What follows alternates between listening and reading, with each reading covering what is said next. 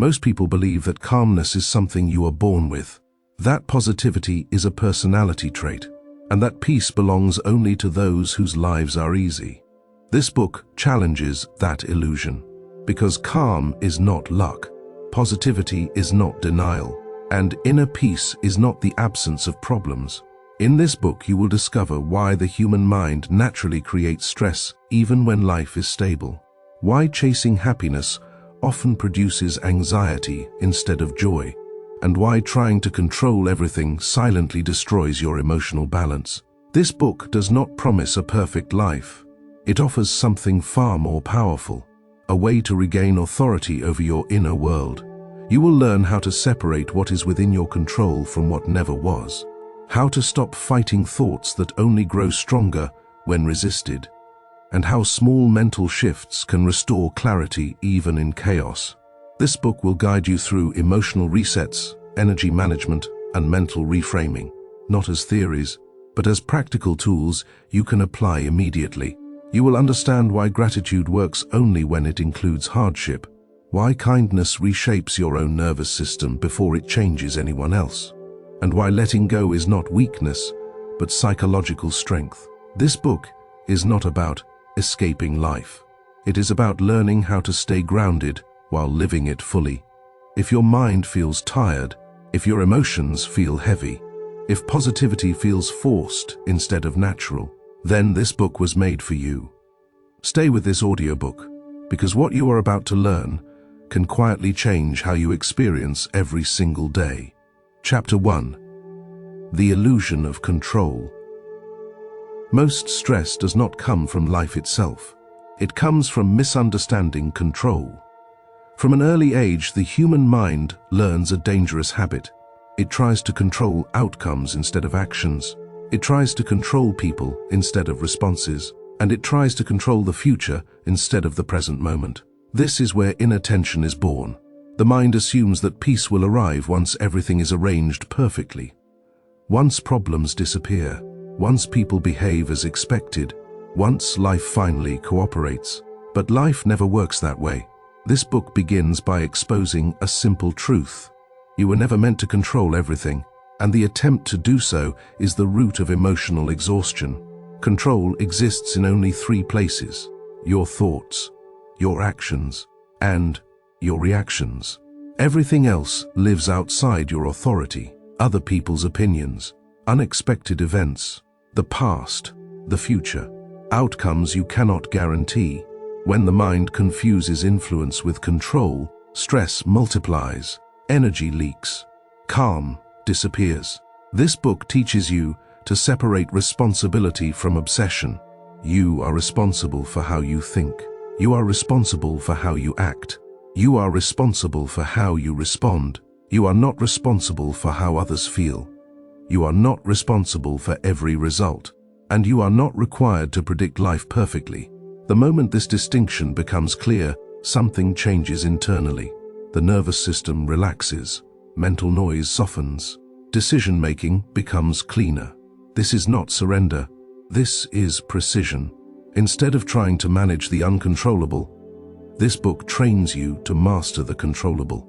When control is placed correctly, calm begins to feel natural, not forced, not temporary.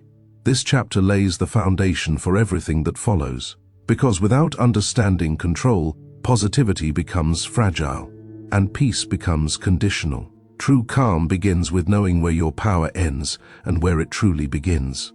Chapter 2. The Paradox of Control. Calm does not disappear because life is difficult. It disappears because the mind tries to manage what it was never designed to handle. After recognizing where control truly exists, a deeper question emerges. If control is limited, why does the mind insist on expanding it? The answer lies in fear. The human mind associates control with safety. It believes that predicting outcomes will prevent pain, that managing people will avoid disappointment, that planning every detail will eliminate uncertainty. But this belief creates the opposite effect. The more the mind attempts to control life, the more fragile it becomes. Small disruptions feel threatening, unexpected events feel overwhelming, and uncertainty feels unbearable. This is the paradox. Control, when overextended, becomes the source of anxiety rather than relief. This book reveals an important shift. Calm does not come from tightening control. It comes from placing it correctly. Trying to control outcomes drains emotional energy. Trying to control opinions creates tension. Trying to control the future fuels constant mental rehearsal. None of these efforts produce stability. Instead, they keep the nervous system in a permanent state of alert. This book teaches you a quieter form of strength, the strength of selective control. When you stop managing what is uncontrollable, clarity returns. When you release the need for certainty, flexibility grows. When you allow life to unfold without resistance, inner steadiness emerges. This does not mean becoming passive. It means becoming precise. You learn to act where action matters, to respond where response is required, and to let go where effort produces no return. The paradox resolves itself the moment control is no longer used as a shield against fear. Calm becomes possible not because life is predictable, but because you are no longer fighting uncertainty. This chapter prepares the ground for the emotional tools that follow, because without releasing false control, no technique can take root. Peace begins when the mind learns to stop gripping what was never meant to be held. Chapter 3. Calm is a skill, not a personality. Many people believe calmness is something you either have or you do not. They assume some people are naturally peaceful, while others are simply anxious by design. This belief quietly removes responsibility and replaces it with resignation. This book dismantles that myth. Calm is not a personality trait. It is a trained response. The human nervous system is not fixed. It is adaptive. It learns from repetition, environment, and interpretation. Just as fear can be conditioned, calm can be cultivated. The mistake most people make is waiting for life to calm down before they feel calm themselves. They postpone peace until circumstances improve, until pressure reduces, until uncertainty disappears. But life rarely offers that pause. This book teaches a different approach. Calm is not a reward that arrives after chaos ends.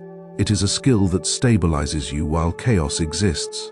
Every emotional reaction follows a sequence. A trigger appears. The mind interprets it. The body responds, and behavior follows. What most people experience as personality is simply a collection of repeated reactions. Anxiety becomes familiar. Restlessness becomes normal. Tension becomes identity. But familiarity is not destiny. The brain strengthens what it rehearses. Stress responses repeated daily become automatic. Calm responses, practiced intentionally, become reliable. This book emphasizes a critical shift. Calm does not require eliminating stressors. It requires retraining how the mind meets them. When pressure appears, the untrained mind tightens. Breathing becomes shallow. Thoughts accelerate. Attention scatters. The trained mind responds differently. Breathing slows. Focus narrows. Clarity returns. Not because the situation changed, but because the response did. Calm is built through small, repeatable choices. Pausing before reacting. Noticing bodily signals. Allowing sensations without immediate judgment. These are not dramatic actions. They are subtle disciplines. This book does not ask you to suppress emotion. Suppression creates tension. It asks you to observe emotion without identification. You are not your anxiety. You are not your irritation. You are not your racing thoughts. You are the awareness that notices them. When awareness strengthens, emotional intensity weakens. Not instantly, but consistently. The modern world trains the opposite skill. Constant stimulation fragments attention. Urgency becomes default. Silence feels uncomfortable. Calm feels unfamiliar, not because it is unnatural, but because it is under-practiced. This book treats calm the way physical strength is treated. Built through repetition, maintained through consistency, lost through neglect. No one expects muscle without training, yet many expect peace without practice. Calm develops through daily micro-adjustments. Short pauses, intentional breathing, mental reframing, energy awareness. None of these require special conditions. They require willingness. The nervous system learns safety from experience, not intention. Telling yourself to relax does not work. Showing the body repeated signals of safety does. This book guides you to create those signals deliberately. As calm becomes practiced, something important changes. You stop reacting to every stimulus. You regain choice. Choice is the foundation of emotional freedom. Without it, life feels reactive. With it, life feels navigable. This chapter prepares you to move beyond understanding into application. Because knowledge alone does not change the nervous system. Practice does. Calm grows quietly, not through force, but through familiarity. And familiarity is built one response at a time. Chapter 4. Rewiring the inner noise. By now, one truth should be becoming clear. Most suffering is not caused by events. It is caused by interpretation. The human mind is constantly speaking, commenting, judging, predicting, warning. This internal commentary never stops. Even in silence, the mind narrates. For most people, this inner voice feels automatic and uncontrollable. Thoughts appear without invitation. Worries repeat without resolution. Memories surface without permission. This constant mental activity creates what feels like noise. Not loud noise, but persistent pressure. A subtle tension that drains energy over time. This book identifies an essential distinction. Thoughts are not facts. They are mental events. The problem is not that thoughts exist. The problem is that they are believed unquestioningly. When a stressful thought appears, the body reacts as if danger is real. The heart rate increases, muscles tighten, attention narrows. The nervous system does not differentiate between real threats and imagined ones. It responds to interpretation. This is why inner noise feels exhausting. The body remains in a constant state of readiness. Rewiring inner noise does not mean silencing the mind. That goal is unrealistic. It means changing the relationship with thoughts. This book introduces a fundamental shift. Instead of asking whether a thought is true, ask whether it is useful. Many thoughts are neither true nor false. They are habitual, learned, recycled. When usefulness becomes the filter, mental clarity increases. A thought predicting failure may not be factual, but more importantly, it may not be helpful. This book teaches you to interrupt automatic thinking patterns, not through force, but through awareness. The moment a thought is noticed, it loses some of its authority. Observation creates distance. Distance creates choice. Choice is where calm begins. The mind has been trained through repetition. Stressful interpretations repeated over years become default responses, but defaults can be changed. Rewiring occurs through consistency, not intensity. Short moments of noticing are more powerful than occasional breakthroughs. A single pause before reacting begins to reshape neural pathways. This book emphasizes practice over perfection. You will not eliminate negative thoughts. You will reduce their control. As control weakens, inner noise softens. Another source of mental noise is resistance. Fighting thoughts strengthens them. Arguing with the mind creates friction. Acceptance does not mean agreement. It means allowing thoughts to pass without engagement. This book encourages a calm witnessing stance. Thoughts come, thoughts go, you remain. Over time, this stance retrains the nervous system. Safety is communicated. Urgency fades. The mind begins to slow naturally. Inner noise also feeds on overstimulation. Constant input leaves no space for integration. Silence becomes unfamiliar. This book invites intentional pauses, moments without consumption, moments without distraction, not to escape the world, but to recalibrate. When space is introduced, clarity emerges, not immediately, gradually. The goal is not emptiness, the goal is steadiness. As inner noise reduces, emotional regulation improves. Decisions feel cleaner, reactions feel proportionate. You begin responding instead of reacting. This chapter establishes a critical foundation. Before calm can deepen, inner noise must be understood, not eliminated. Understood, because what is understood loses its power to dominate. The mind does not need to be controlled, it needs to be guided. And guidance begins with awareness. Chapter 5. The Gratitude Shift Beyond Positivity. By this point, one pattern should be unmistakable. Calm does not come from eliminating difficulty. It comes from changing how difficulty is processed. Many people misunderstand gratitude. They treat it as forced positivity, a polite habit of noticing only what feels good. This approach rarely works. When gratitude is practiced as denial, it creates inner conflict. Pain is pushed away. Frustration is silenced. Discomfort is labeled as failure. The mind senses the dishonesty. This book introduces a deeper and more stable form of gratitude, one that does not require pretending, one that does not reject hardship. True gratitude includes reality. The human nervous system relaxes not when pain is ignored, but when it is integrated. Resistance creates tension. Acknowledgement creates stability. This is why forced positivity often increases anxiety. The mind knows something is being avoided. This book reframes gratitude as a skill of perception, the ability to see value without rewriting truth. Gratitude does not mean liking everything that happens. It means recognizing what each experience develops within you. Growth rarely feels pleasant in the moment. It feels confusing. It feels stretching. It feels uncomfortable. But discomfort is not damage.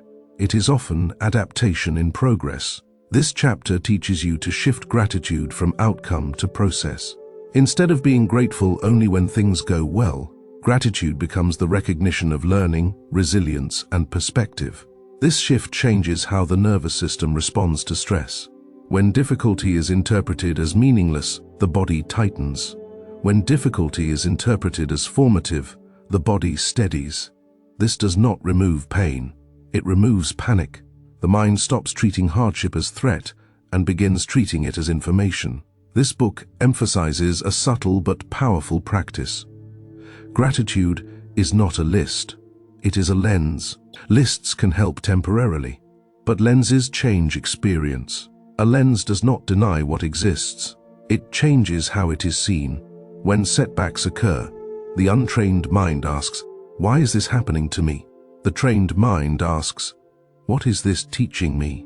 This question does not require immediate answers. It creates openness instead of resistance. Openness reduces emotional contraction. The body responds differently when experience is allowed instead of fought. This chapter also addresses a common misunderstanding. Gratitude does not cancel ambition. It stabilizes it. Without gratitude, ambition becomes restless, never satisfied, always chasing. With gratitude, ambition becomes grounded. Purpose replaces pressure. This balance is essential for calm. The nervous system thrives when effort is paired with appreciation. Effort without appreciation creates burnout. Appreciation without effort creates stagnation. This book guides you toward equilibrium. Gratitude practiced correctly increases emotional range. You can hold challenge and appreciation at the same time. This integration strengthens resilience. Another important insight emerges here. The mind remembers negative experiences more vividly than positive ones. This bias evolved for survival. Gratitude counters this imbalance naturally. By consciously noticing growth moments within difficulty, the mind recalibrates. Safety is reintroduced. This does not require optimism. It requires honesty. This chapter encourages gratitude for endurance, for persistence, for lessons learned the hard way. Not because pain is desirable, but because meaning transforms experience. When meaning is present, suffering becomes tolerable. When meaning is absent, even comfort feels empty. This book teaches gratitude as meaning recognition. Over time, this practice changes emotional tone. The baseline shifts. Life feels less adversarial, more navigable.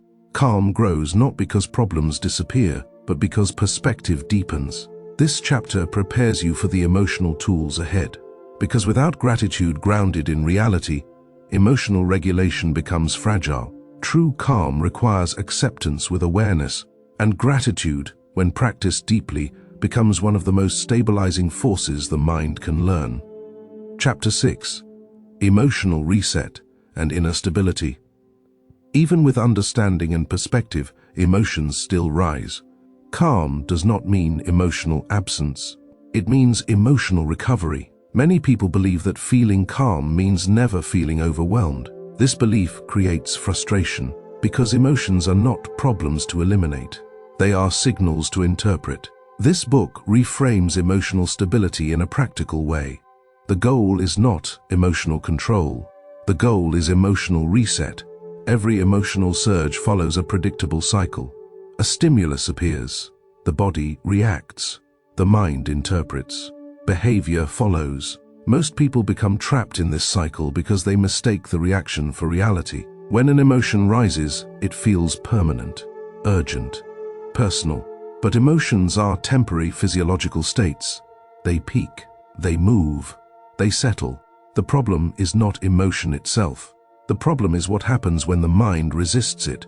Resistance signals danger to the nervous system. Tension increases. Recovery slows. This book teaches a different response. Allow the emotion to exist without escalation. An emotional reset begins with recognition, not analysis, not suppression. Recognition creates space. When frustration appears, notice it. When sadness arises, acknowledge it. When anxiety surfaces, allow it to be present. This does not strengthen emotion. It shortens its lifespan. The nervous system calms when it feels seen rather than fought. Many emotional spirals are prolonged not by the original feeling, but by secondary reactions. Judging the emotion, fearing it, trying to remove it quickly. This book encourages patience with internal states. Emotions are information, not instructions. Just because a feeling is intense does not mean action is required. This distinction restores inner stability. Another powerful reset mechanism is physical awareness. Emotions live in the body before they appear in thought. Tightness in the chest, shallow breathing, restlessness. When attention shifts to the body, mental intensity decreases. Slow breathing communicates safety to the nervous system. Long exhales reduce arousal. Gentle movement releases stored tension. This is not relaxation technique. It is biological regulation. This book emphasizes simplicity. You do not need complex rituals. You need consistency. Small resets practiced repeatedly build emotional resilience. Over time, the body learns that intense emotions are survivable, that they pass, that calm returns. This learning changes baseline emotional tone. Another essential element of emotional reset is permission. Many people deny themselves permission to feel. They label emotion as weakness. This belief increases inner conflict. This book challenges that conditioning. Strength is not emotional numbness. Strength is emotional literacy. The ability to experience emotion without losing stability. When permission replaces resistance, emotional waves soften. This does not mean indulging every feeling. It means respecting the process. The mind stops panicking about internal states. Trust increases. With trust, recovery accelerates. Emotional reset also requires boundaries. Not every stimulus deserves full attention. Not every feeling requires immediate resolution. This book teaches selective engagement. You learn to choose when to respond and when to pause. Pausing is not avoidance. It is regulation. As regulation improves, emotional clarity emerges. Decisions become cleaner. Reactions become proportional. Energy is conserved. This chapter builds on previous foundations. Control is placed correctly. Thoughts are observed. Perspective is integrated. Now emotions are handled with the same precision. Calm becomes less fragile, less conditional. It no longer depends on perfect circumstances. It depends on recovery capacity. Life will continue to present stressors. That will not change. What changes is how quickly balance is restored. This is the real measure of emotional strength. Not how little you feel, but how well you return to center.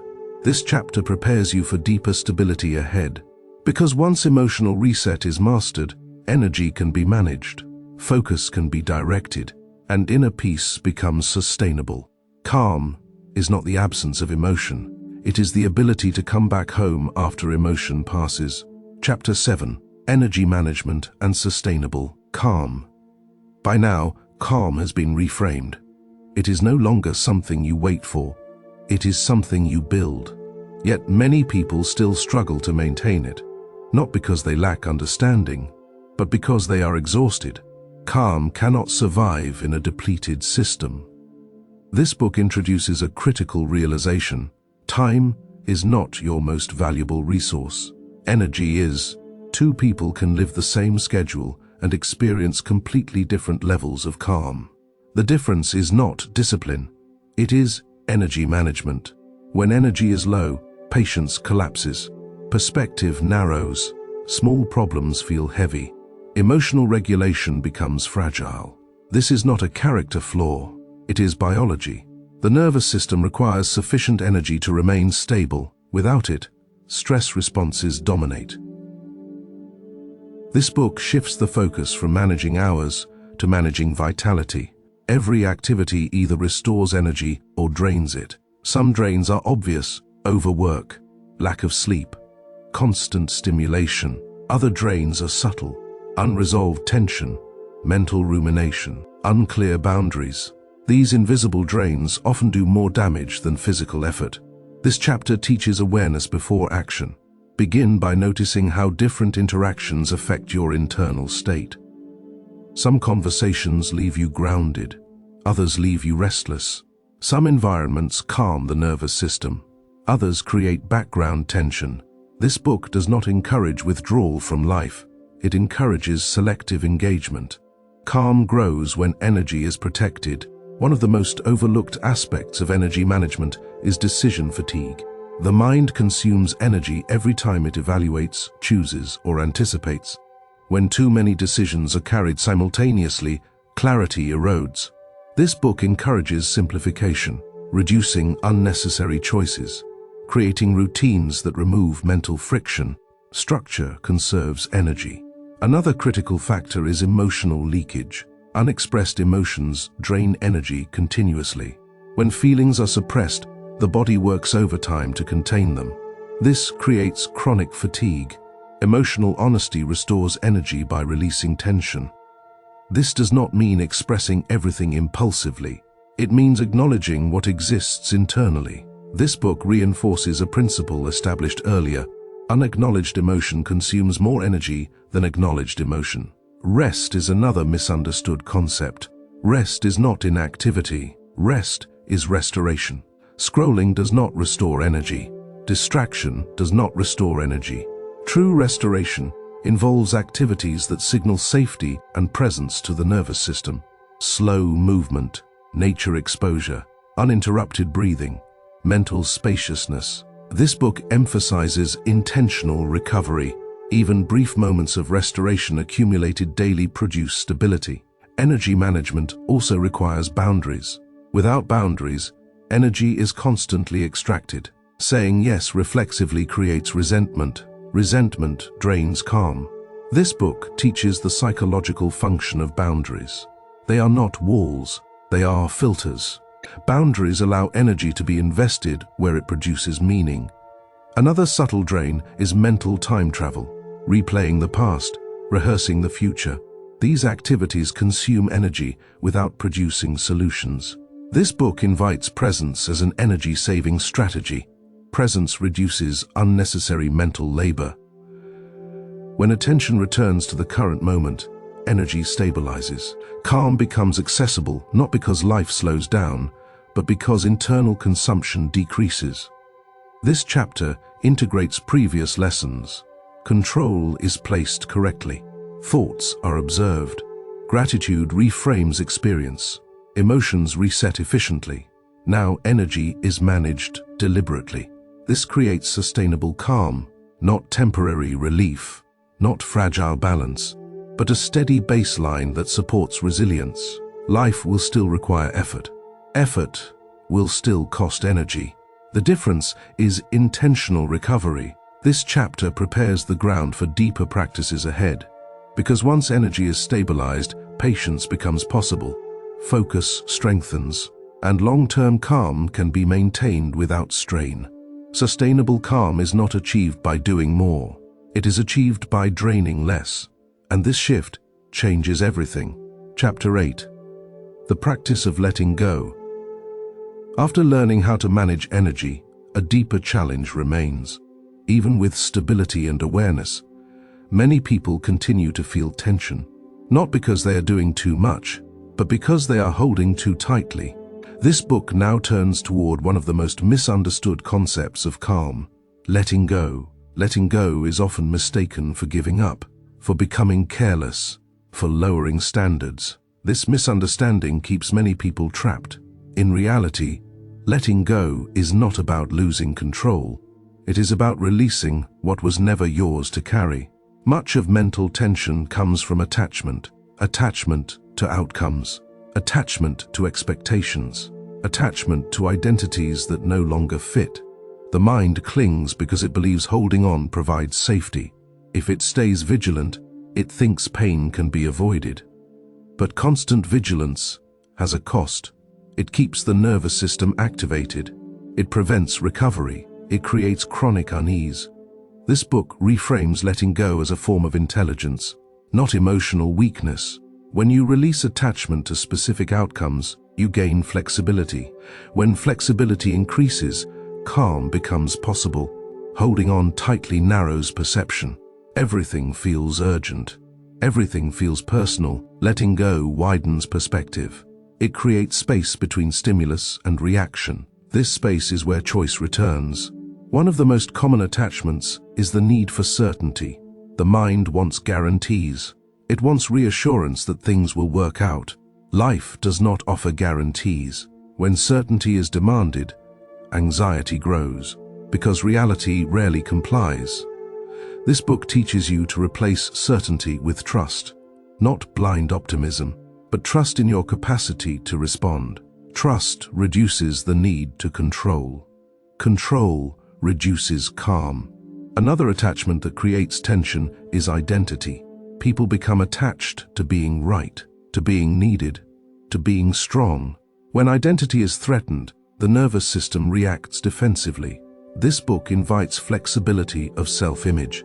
You are not required to be consistent with outdated versions of yourself. Growth requires release. Letting go also applies to emotional residue.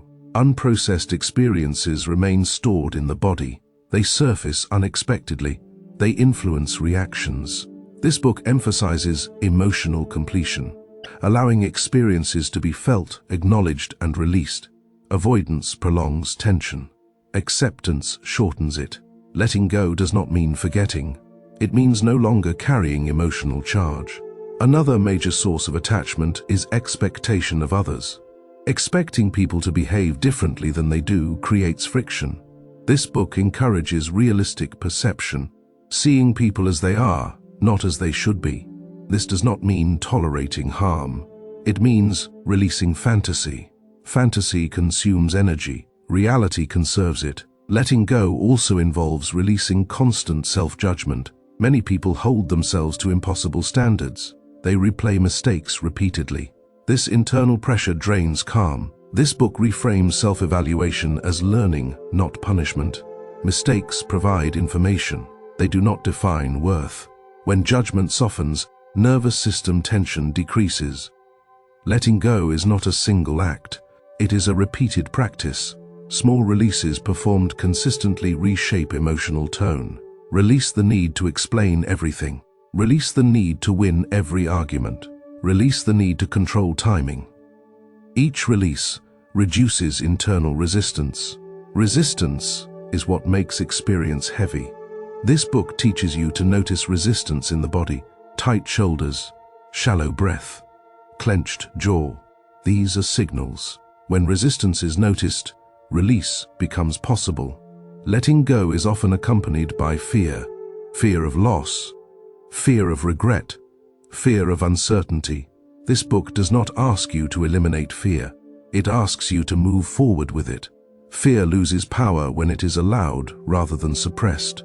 As letting go becomes practiced, a subtle shift occurs. Life feels less adversarial, less like a battle.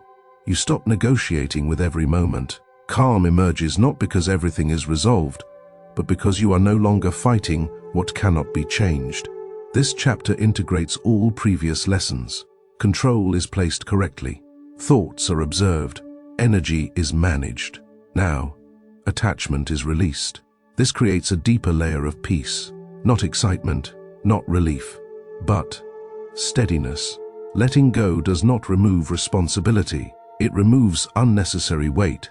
What remains is clarity. And clarity is one of the strongest foundations of calm. Chapter 9. Cultivating patience as inner strength. After learning how to let go, another quiet challenge begins to surface. Even when attachment loosens, the mind still struggles with time. Impatience is not simply a lack of waiting. It is a form of inner resistance. The human mind wants movement. It wants progress that is visible. It wants results that arrive quickly. When they do not, tension returns. This book reframes patience completely. Patience is not passive endurance. It is an active inner discipline. Most people believe patience means doing nothing while waiting. In reality, patience is the ability to remain steady while things unfold. The mind becomes impatient when it assumes delay equals failure, when waiting is interpreted as wasted time, when progress is measured only by outcomes. This interpretation creates pressure. The nervous system reacts to perceived delay as threat. Heart rate increases, thoughts accelerate, frustration grows. This book introduces a calmer truth. Not everything that matters moves quickly, and not everything slow is broken. Growth often happens beneath the surface, invisible, unmeasurable in the moment. Patience is the capacity to trust this unseen process.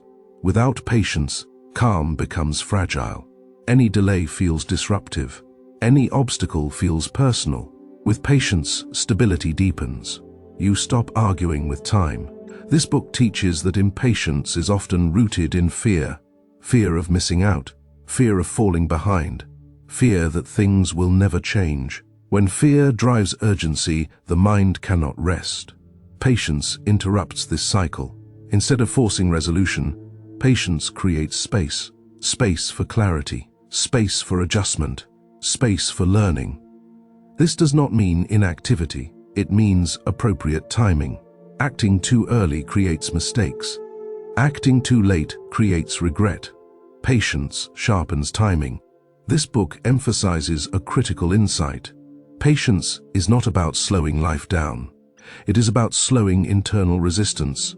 When resistance drops, waiting becomes tolerable, sometimes even peaceful. Another important distinction appears here. Patience is not resignation. Resignation gives up responsibility. Patience preserves responsibility without panic. You continue showing up. You continue making small adjustments, but you stop demanding immediate reward.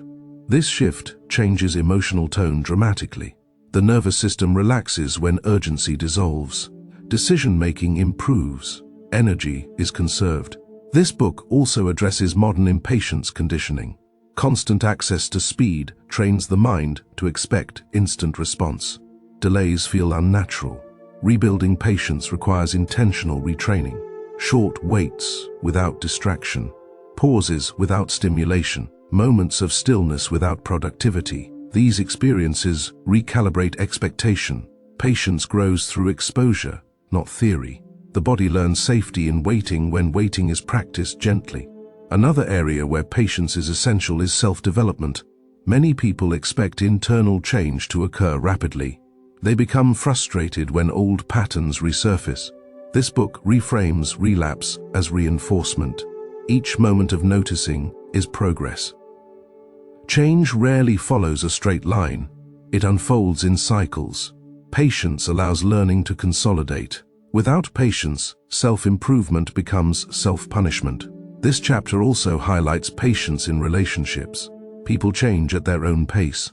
Pressure creates resistance. Patience allows influence without force. It does not mean tolerating harm. It means recognizing what can and cannot be rushed. The same applies to emotional healing. Some wounds resolve quickly, others require time. Impatience with healing prolongs suffering. Patience allows integration. This book encourages a long-term perspective. Short-term discomfort often serves long-term stability. When perspective widens, urgency softens. Patience becomes easier when the present moment is respected, not rushed, not judged. Presence supports patience. When attention stays anchored, waiting loses its edge. This chapter also introduces a subtle but powerful practice. Replace the question, "Why is this taking so long?" with "What is this time making possible?" This reframing changes experience. Waiting becomes purposeful instead of empty. Patience also protects energy. Rushing drains resources. Pushing prematurely increases fatigue. When pacing aligns with capacity, calm stabilizes. This book positions patience as one of the strongest forms of inner power. It allows you to remain grounded when others become reactive.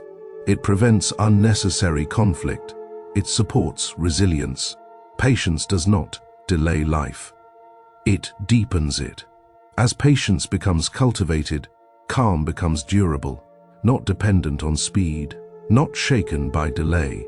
Life continues to unfold on its own timeline. That will not change. What changes is how you meet it.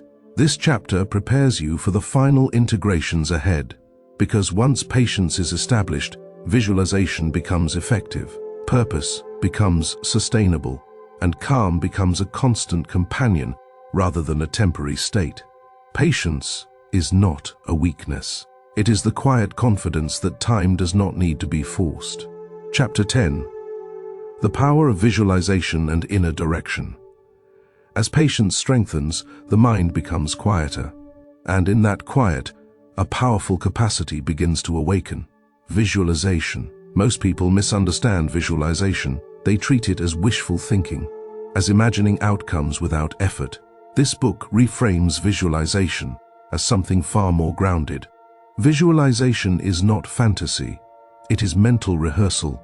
The human brain does not clearly distinguish between imagined experience and real experience. When something is vividly imagined, the nervous system responds as if it is happening.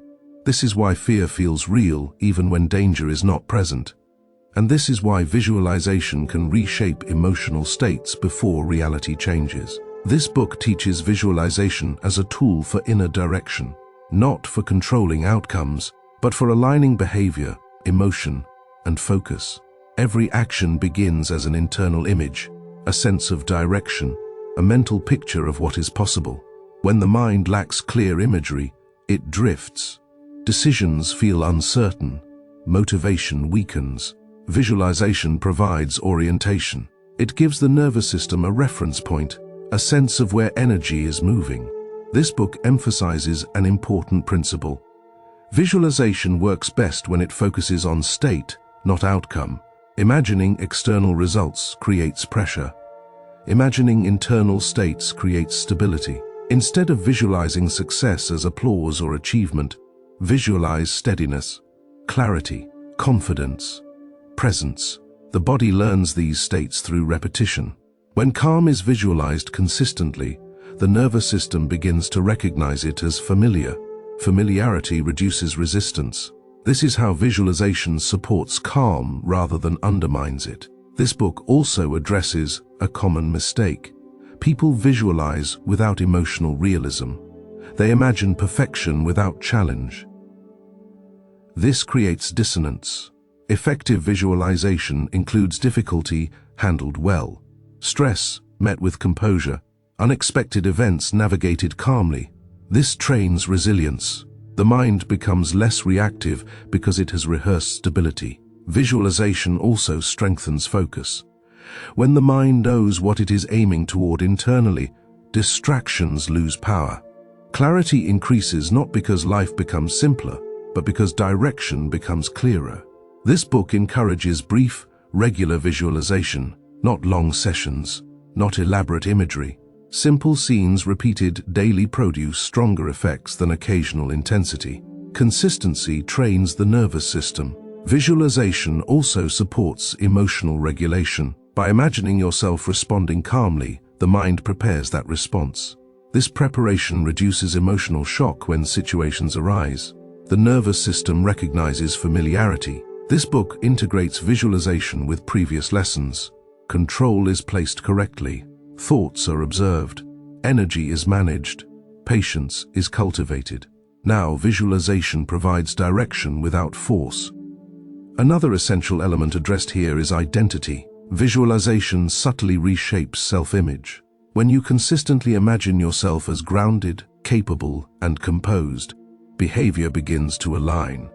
This is not pretending, it is rehearsal. Athletes rehearse movements before performing. The mind rehearses emotional states the same way. This book removes mysticism from visualization. It is a neurological process. Repeated imagery strengthens neural pathways. Pathways influence behavior.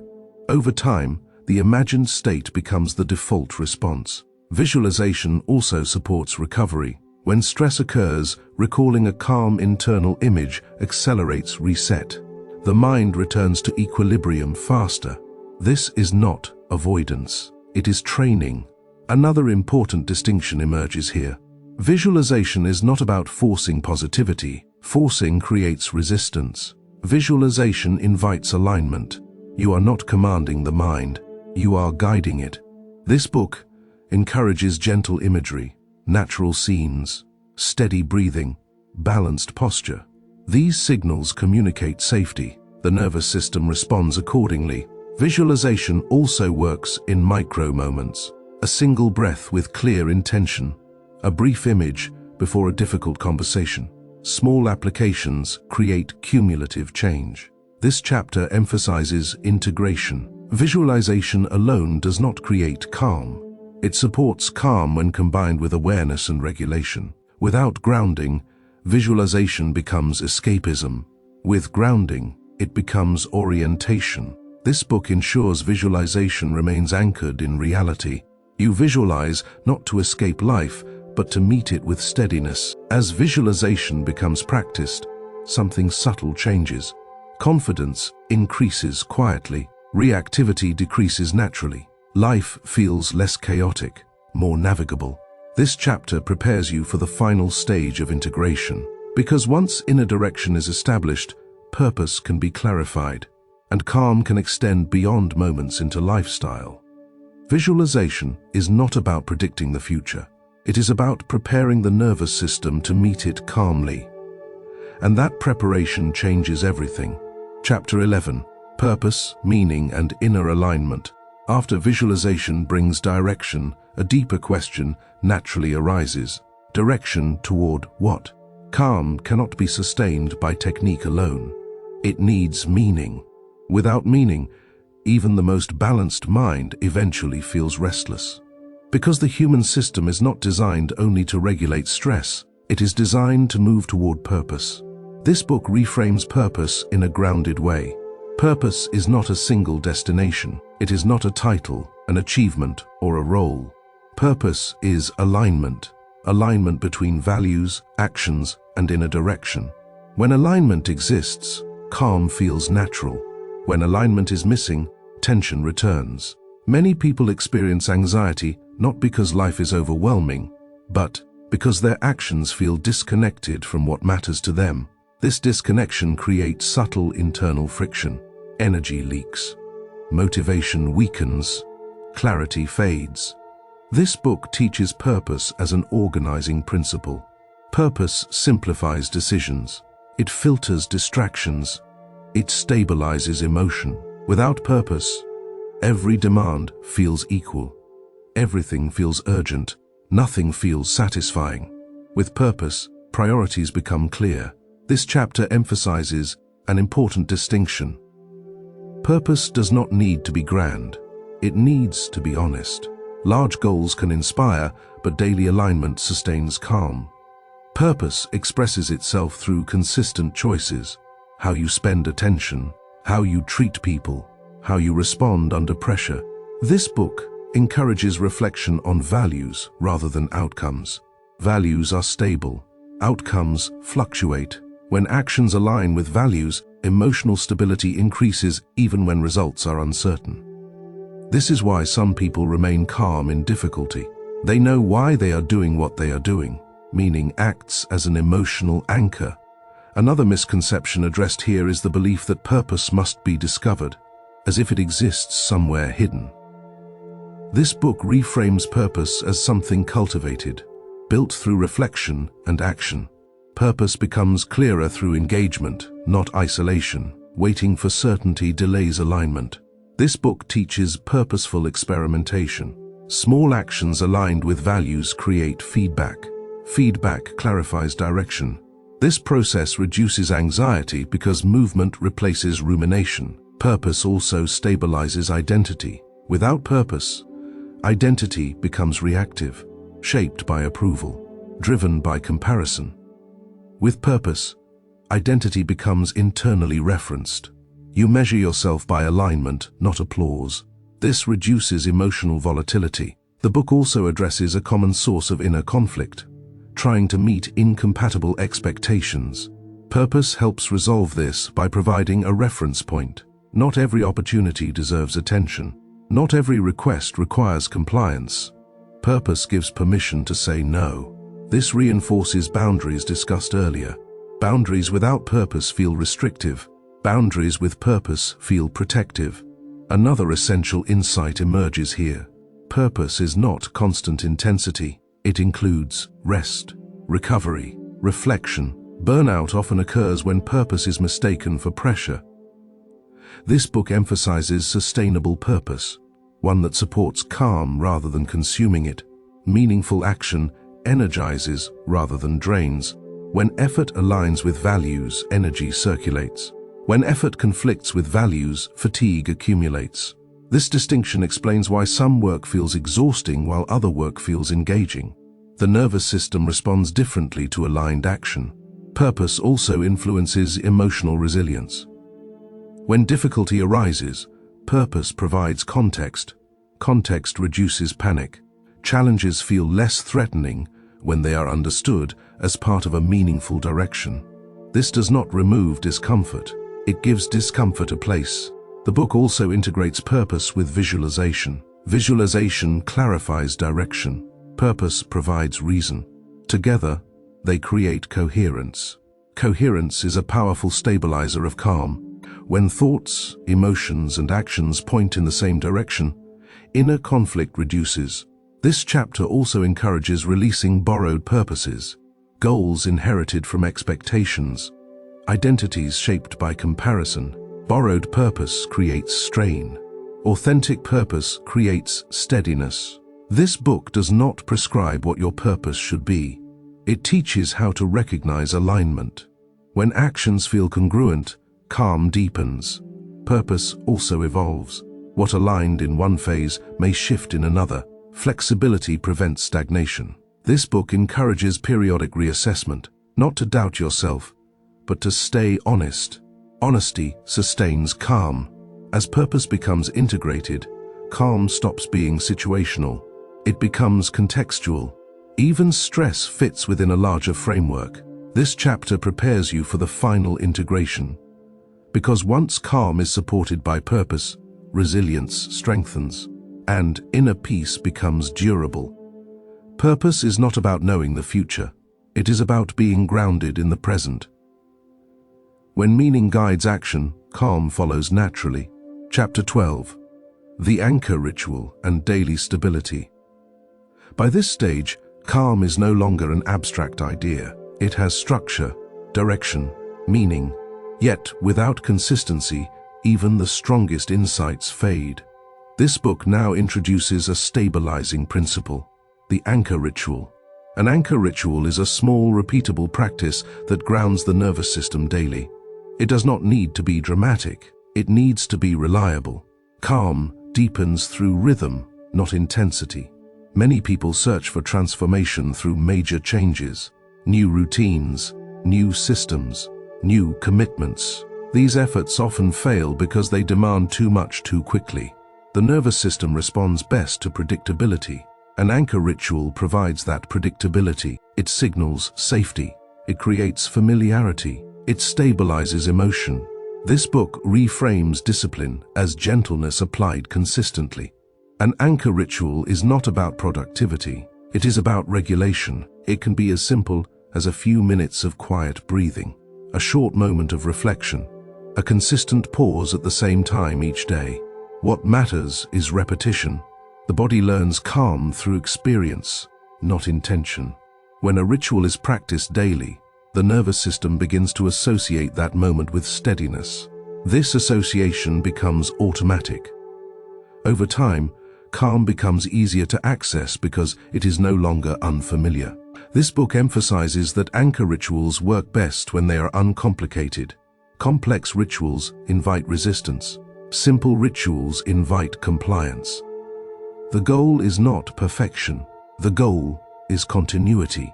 Another important aspect of an anchor ritual is timing. Choosing a consistent time strengthens its effect. Morning rituals influence the tone of the day. Evening rituals support emotional closure. This book encourages choosing one moment and protecting it. Protection is essential. When rituals are treated as optional, they disappear under pressure. When they are treated as non-negotiable, stability increases. This does not require rigidity. It requires respect. The anchor ritual becomes a psychological boundary. It tells the nervous system that no matter what happens, there is a point of return. This sense of return reduces anxiety throughout the day, because the mind knows recovery is coming. Another key insight emerges here. Anchor rituals are most effective when they involve the body. The body stores stress. The body also releases it. Gentle movement, breath, awareness, posture alignment. These physical cues communicate safety more directly than thought. This book does not dismiss mental practices. It integrates them with physical grounding. The mind follows the body. An anchor ritual also helps regulate emotional accumulation. Without release, small stresses compound. The ritual creates a daily reset point. This prevents emotional overflow. Over time, this consistency builds emotional resilience. Calm becomes less reactive, less fragile. The ritual does not eliminate stress. It prevents stress from becoming chronic. Another benefit of anchor rituals is identity reinforcement. When you show up for yourself consistently, trust increases. Self-trust stabilizes emotion. The mind relaxes when it knows it will be supported. This book also cautions against overloading rituals with expectations. An anchor ritual is not a performance. It is a relationship with yourself. Some days it will feel deep. Some days it will feel ordinary. Both are acceptable. Consistency matters more than intensity. This chapter also integrates earlier lessons. Control is placed correctly. Thoughts are observed. Emotions are reset. Energy is managed. Purpose guides action. The anchor ritual holds these elements together. It becomes the thread that maintains continuity. Without it, insight remains scattered. With it, calm becomes embodied. This book encourages starting small. Choose one ritual. Keep it simple. Practice it daily. Allow it to evolve naturally. As the ritual stabilizes, calm becomes less dependent on circumstances. Life may remain unpredictable, but your response becomes reliable. This reliability is one of the strongest forms of inner security. The anchor ritual is not a solution to life. It is a foundation for meeting life. This chapter prepares you for the final stages of integration ahead. Because once stability is established daily, resilience becomes sustainable. Calm stops being something you access occasionally. It becomes something you live from. Chapter 13. Resilience and the ability to bend without breaking. At this point, calm is no longer accidental. It has structure, rhythm, and meaning. Yet, life will still apply pressure. This is where resilience becomes essential. Resilience is often misunderstood as toughness, as emotional hardness, as the ability to endure without feeling. This book reframes resilience completely. Resilience is not rigidity, it is flexibility. Rigid systems break under pressure. Flexible systems adapt. The human nervous system works the same way. When the mind becomes rigid, every challenge feels threatening. When the mind becomes flexible, challenges become manageable. This book positions resilience as the capacity to absorb impact without losing orientation. It is not about avoiding stress. It is about recovering efficiently. Recovery speed matters more than resistance. People who appear resilient are not unaffected by difficulty. They are affected briefly. They bend. They recalibrate. They continue. This chapter emphasizes an important truth. Pain is inevitable. Suffering is optional. Suffering occurs when pain is interpreted as permanent or personal. Resilience changes interpretation. Instead of asking, "Why is this happening to me?" the resilient mind asks, "How do I respond to this moment?" This shift restores agency. Agency stabilizes emotion. Another key element of resilience is emotional flexibility. Rigid emotional patterns create exhaustion. If frustration always leads to anger, or disappointment always leads to withdrawal, options disappear. This book teaches emotional range, the ability to experience emotion without being consumed by it. Flexibility allows sadness without collapse. It allows anger without aggression. It allows fear without paralysis. This emotional agility protects calm. Resilience also depends on perspective. When difficulty is viewed in isolation, it feels overwhelming. When viewed within a broader context, it becomes tolerable. This book encourages zooming out mentally. Short-term discomfort often supports long-term stability. Without perspective, temporary pain feels catastrophic. With perspective, it feels navigable. Another factor that strengthens resilience is self-belief, not blind confidence, but trust in recovery. Resilient people do not assume they will avoid hardship. They assume they will survive it. This belief reduces panic. Panic amplifies stress. Trust dampens it. This book teaches resilience as a learned expectation, the expectation that you will find your footing again. This expectation calms the nervous system. Resilience is also supported by connection. Isolation weakens emotional capacity. Connection distributes load. This book does not suggest dependence. It suggests healthy interdependence. Sharing experience reduces internal pressure. Resilience grows when burden is not carried alone. Another misunderstood aspect of resilience is rest. Rest is not retreat, it is repair. Without repair, resilience erodes. This book reinforces that resilience requires cycles of effort and recovery. Constant effort without rest creates brittleness. Balanced effort creates strength. Resilience also involves adaptability. When circumstances change, rigid plans collapse. Flexible strategies adjust. This book teaches principle-based living rather than rule-based living. Principles adapt. Rules break. When values guide action, adjustment remains possible. This protects calm during uncertainty. Another powerful component of resilience is meaning. When difficulty serves a larger purpose, endurance increases. Meaning acts as emotional reinforcement. This book integrates meaning with resilience. Challenges become part of a coherent narrative rather than random suffering. This narrative reduces emotional fragmentation. Resilience also improves through exposure. Avoidance weakens capacity. Gradual exposure strengthens it. Facing manageable challenges builds confidence. Confidence supports calm. This book encourages intentional discomfort in small doses. Growth requires stretch, not overwhelm. Stretch builds resilience. Overwhelm destroys it. This distinction is essential.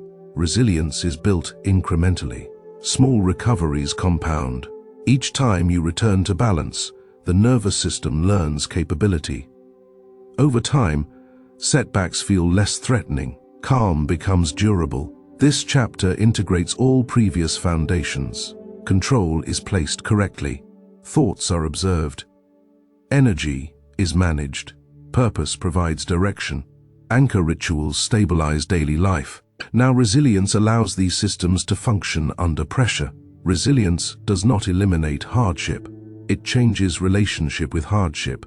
Life remains unpredictable, but inner orientation remains intact.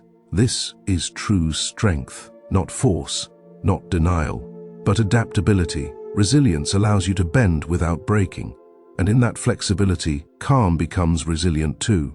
Chapter 14: Integration, Stillness, and Living from Calm. At this stage of the book, something important has already happened. Calm is no longer an idea you are chasing. It has become a state you recognize. Earlier, calm may have felt distant, something reserved for quieter lives or easier circumstances. Now it feels closer, more practical, more accessible. This chapter exists to integrate everything you have learned so far, not to add new techniques, but to connect what already exists. Calm does not arrive through a single insight. It emerges when understanding becomes embodied. Throughout this book, control has been clarified. Thoughts have been observed rather than obeyed. Energy has been managed instead of depleted. Emotions have been reset rather than resisted. Purpose has provided direction. Ritual has created stability. Resilience has allowed flexibility under pressure. These are not separate skills. They are expressions of one internal shift. That shift is stillness. Stillness does not mean inactivity. It means inner quiet beneath movement. Life continues. Responsibilities remain. Challenges still appear. What changes is how deeply they penetrate. Stillness acts as a buffer. When stillness is present, experiences pass through rather than accumulate. Stress arrives and leaves. Emotion rises and settles. Thoughts appear and dissolve.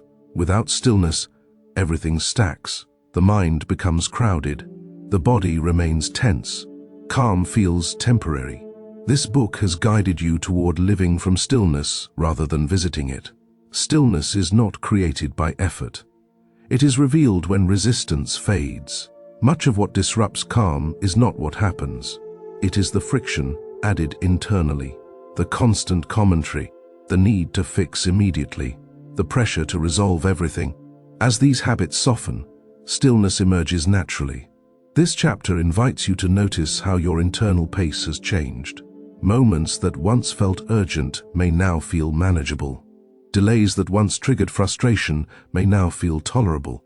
Silence that once felt uncomfortable may now feel restorative.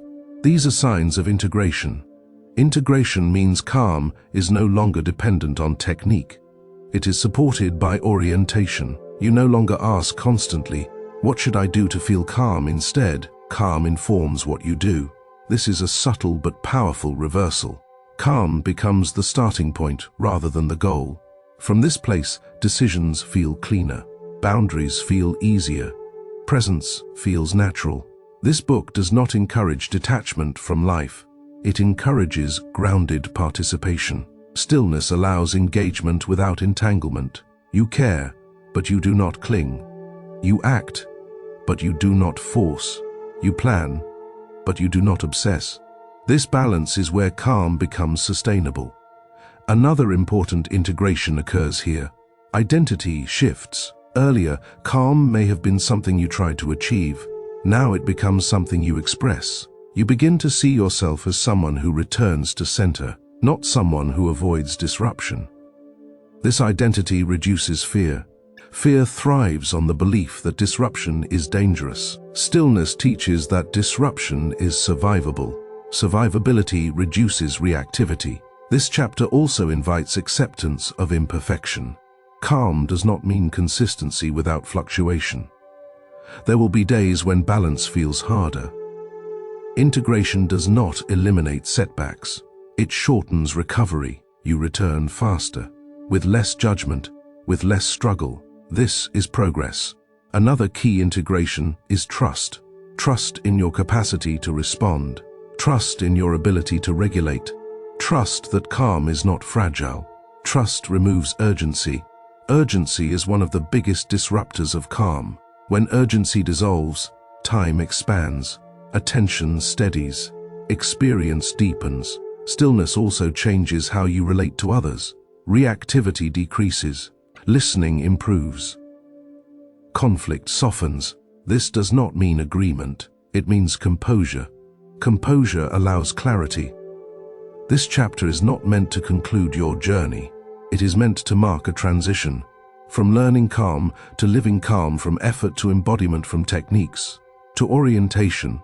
The practices you have learned will continue to evolve. Some will fade, others will deepen. What remains is the foundation. Stillness becomes familiar. Calm becomes accessible. Resilience becomes natural. This chapter prepares you for the final closing, not by introducing something new, but by allowing everything to settle. Nothing needs to be added here. Nothing needs to be forced. Integration happens when you allow what you already know to organize itself. This book has not given you calm. It has shown you where calm already exists. And from this place, living becomes less reactive, more deliberate, more grounded. The final closing will not be a conclusion. It will be a quiet return, a reminder of what remains when everything unnecessary falls away. As this book comes to rest, there is nothing new you need to add. No technique to master, no rule to remember. Everything essential has already been placed where it belongs. Calm was never something missing from your life. It was something covered by noise, urgency, and resistance. Throughout this book, you have learned to remove what does not serve you, to place control where it belongs, to observe thoughts without being carried by them, to reset emotion instead of fighting it, to manage energy with intention, to release attachment without losing responsibility, to cultivate patience, direction, purpose, and resilience. None of these were meant to change who you are. They were meant to reveal you. Calm is not an achievement. It is a state you return to. Life will continue to move. Challenges will still appear. Emotions will still rise. What changes is not the presence of disturbance. What changes is your relationship with it. You no longer need to react immediately. You no longer need to explain everything. You no longer need to control what cannot be controlled. You know how to pause. You know how to return. You know how to steady yourself. This is inner confidence. Quiet, reliable, unforced. Calm does not mean a lack of ambition. It means ambition without agitation. It does not mean detachment from life. It means engagement without entanglement. From this place, your actions become clearer. Your boundaries become kinder. Your presence becomes stronger. You will not always feel calm, and you do not need to. What matters is that you know how to come back. Come back to breath. Come back to awareness. Come back to stillness beneath movement. This book was never about escaping the world. It was about learning how to live in it without being consumed. As you move forward, let calm guide your pace. Let clarity guide your choices. Let resilience support your effort. Nothing here requires perfection. Only honesty, only practice, only return. The calm within you is not fragile. It has been there all along, and now you know how to live from it.